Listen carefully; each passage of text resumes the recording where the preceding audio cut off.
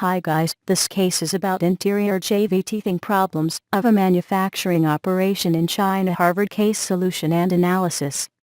In 2006, a European supplier of automotive interior group and China-based China Textile Interior created joint venture in China, to produce covers for automakers manufacturing in China.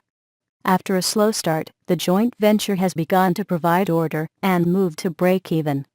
However, it is still facing teething problems, especially in product development time, internal quality, and on-time delivery.